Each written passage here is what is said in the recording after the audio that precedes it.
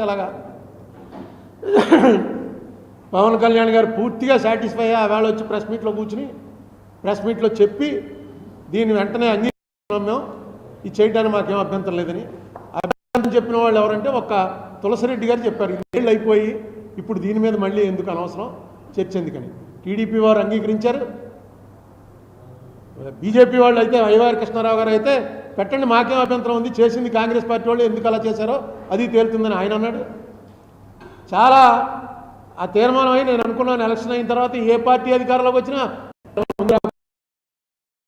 కాలం సెలవులు అయిన తర్వాతన్నా వస్తుంది. వచ్చినప్పుడు కేంద్ర ప్రభుత్వం ఎందుకు వేయలేదు అని అడగడానికి నేనున్నాను, నేనే అడుగుతాను. మీకేమి ఎంబ్రాసింగ్ ఉండదు. రాష్ట్ర ప్రభుత్వం తరఫున ఒక సీనియర్ అడ్వకేట్ని తీసుకొచ్చి నిలబెట్టండి. నేను గవర్నమెంట్ ఏదైతే వేసిందో ఆ వేసిన దాని మీద ఆర్గ్యూ చేయండి. ఒకవేళ అందులో మీకు ఇబ్బంది కలిగించే ఏమన్నా ఉంటే విత్డ్రా అయిపోవచ్చు. గత గవర్నమెంట్ వేసిన ఈ 18 పాయింట్లో ఈ 2 పాయింట్లు మేము ఇన్సిస్ట్ చేయట్లేదు, ఈ 16 మీదే మేము ఆర్గ్యూ చేస్తున్నామని. నేను ఆర్గ్యూ చేసే ప్రధానమైనది ఏంటంటే ఆర్టికల్ 100 అనేది అసలు మన ప్రజాస్వామ్యానికి ఆయువు పట్టు. అది లేకపోతే పంచాయతీ లేదు, అసెంబ్లీ లేదు, రాష్ట్రం లేదు, కేంద్రం లేదు, ప్రభుత్వమే లేదు. ఏంటది ఆర్టికల్ 100?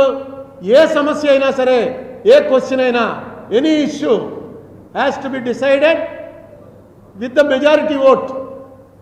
అది ఫండమెంటల్.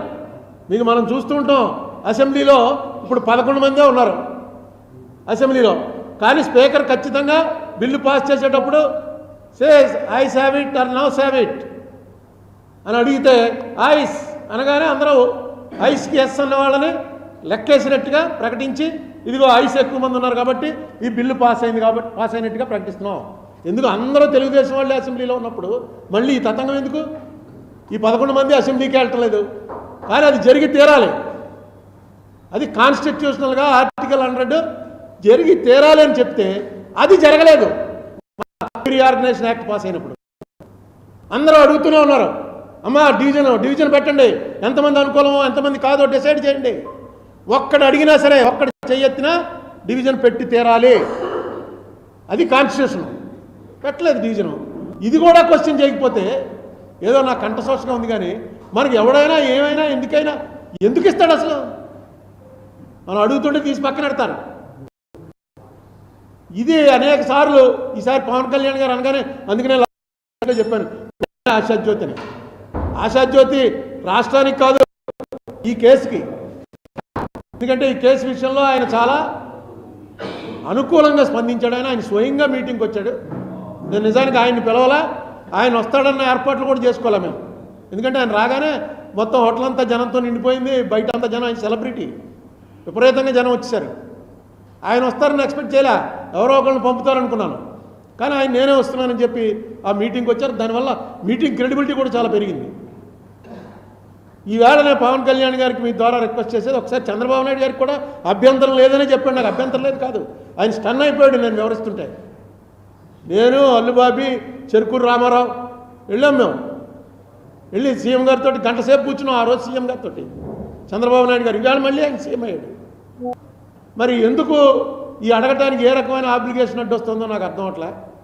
ఒక్కసారి ఆ కోర్టులో కేసు కనుక, ఎందుకంటే ఈ చరిత్రలో నిలబడిపోతుంది. ఆంధ్ర వాళ్ళని బయటికి గంటేసి బిల్లు పాస్ అయిందని ప్రకటించారు, మీరు కూడా మాట్లాడడం ఏంట అని డైరెక్ట్ మోడీ గారు ఈయన పార్లమెంట్, రాజ్యసభలో, లోక్సభలో అంటుంటే అయినా మన తరఫున ఎవడో మాట్లాడకపోతే ఈవేళ మీ మీద ఆధారపడి ప్రభుత్వం ఉంది అక్కడ. ఏముంది దీనివల్ల బీజేపీలోకి వచ్చి నష్టమే లేదు, వాళ్ళు అపోజిషన్లో ఉన్నారు. ఎందుకని మరి దీన్ని పెద్ద విషయంగా తీసుకోవట్లేదు నాకు అర్థం లేదు. కానీ చరిత్రలో నిలబడిపోయేది ఏంటంటే ఆంధ్రప్రదేశ్ ప్రజలు చేసినటువంటి ఉద్యమం, సమైక్యం అంతా ఉత్తిది, ఏమీ లేదు. ఆఖరికి ఎంపీలందరినీ బయటికి గంటేసి పాస్ అయిందిరా అని పాస్ అవ్వకుండానే ప్రకటించిన అడిగే నాదుడే లేడు. అప్పుడే 11 ఏళ్ళు అయిపోయింది అన్నది ఈవేళ రాకపోవచ్చు, కానీ రేపు మీ అందరికీ కూడా మాయని మచ్చ అవుతుంది. దయచేసి దీని విషయంలో చంద్రబాబు నాయుడు గారు, ముఖ్యంగా పవన్ కళ్యాణ్ గారు దీని మీద తీసుకోండి అని చెప్పడానికి ఈవేళ సిగ్నిఫికెంట్గా మే 5 కాబట్టి ఈవేళ సిగ్నిఫికెంట్గా పెట్టడం జరిగింది. దీన్ని మీ ద్వారా, ఎందుకంటే ఆల్రెడీ పవన్ కళ్యాణ్ గారికి లెటర్ రాశాను, మన దుర్గేష్ గారితో చెప్పాను, మీరు కొంచెం చెప్పండి పవన్ కళ్యాణ్ గారితో అని చెప్పడం కూడా జరిగింది. ఆయన కూడా నేను మాట్లాడతానని అన్నాడు.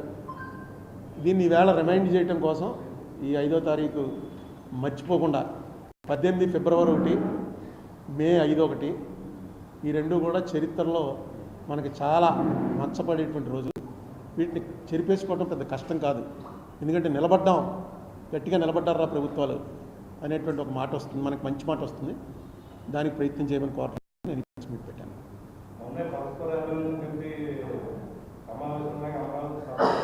ఇవన్నీ అమరావతి సభ కానీ వేరే జరుగుతున్న వాటి మీద నేను ఒక 1 ఇయర్ హాలిడే ఇచ్చాను. 1 ఇయర్ ఏమిటంటే ప్రభుత్వ పనితీరు మీద 1 ఇయర్ అయిన తర్వాతే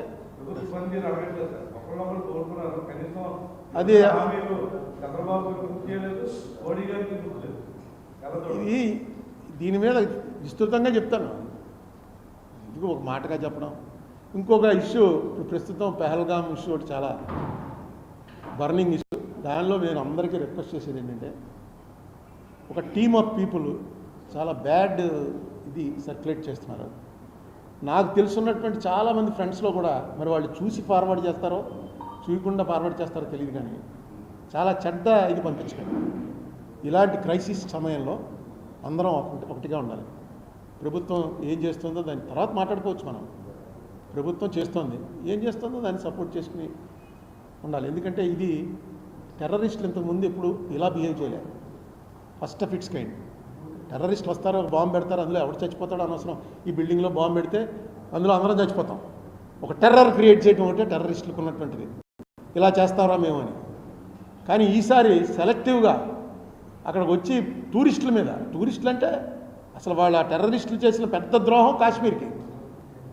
మన వాళ్ళని చంపేశారని కాదండి, కాశ్మీర్ అనేది బతికేదే టూరిజం మీద. అక్కడ ఉన్న జనమందరూ కూడా వాళ్ళ జీవనోపాధి 70% ఆఫ్ వాళ్ళకు వచ్చే ఇన్కమ్ టూరిజం మీద. టూరిజం మళ్ళీ బాగా అయిందిరా, బాగా జరుగుతుందిరా అనుకున్న టైంలో అది వాళ్ళకి కన్ను కుట్టింది. టూరిజం బాగా అయిపోయి కాశ్మీర్ అంతా బాగుంటే ఎలా కుదురుతుంది? కాశ్మీర్ విచ్ఛిన్నం అయిపోవాలని, కాశ్మీర్ కాకపోతే సిక్కిం పోతారు, ఇంకో చోట పోతారు.